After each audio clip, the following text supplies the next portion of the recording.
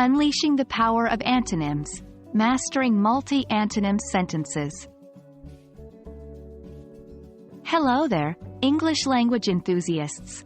Today, we're going to dive deep into the world of antonyms, but not just any antonyms.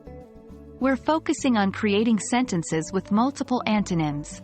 This skill will not only broaden your vocabulary but also enhance your sentence construction abilities. Before we proceed, let's quickly refresh what antonyms are. They are words that have opposite meanings. For example, the antonym of happy is sad, and the antonym of big is small. A single antonym sentence is a sentence where we replace one word with its antonym to create a new sentence. Let's take an example. Original: she is happy. Antonym: she is sad. See how we replaced happy with its antonym, sad.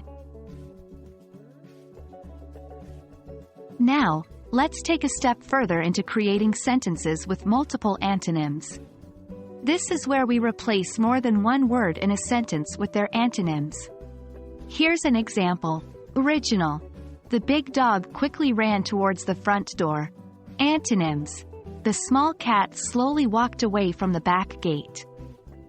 Here, we replaced big with small, dog with cat, quickly with slowly, towards with away from, and front door with back gate.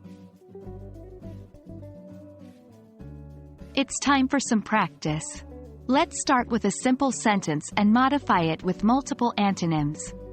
Feel free to pause the video and try creating your own sentences. Original: the rich man was always early for his meetings. Antonyms: the poor woman was never late for her vacations. You might wonder, why bother with multi-antonym sentences? The answer is simple. Creating sentences with multiple antonyms enhances your language understanding. It broadens your vocabulary, helps you understand the concept of opposites better, and makes you a more flexible speaker or writer. That's a wrap on our session about creating sentences with multiple antonyms. Remember, practice is key to mastering this skill. So, don't forget to experiment with as many multi-antonym sentences as you can.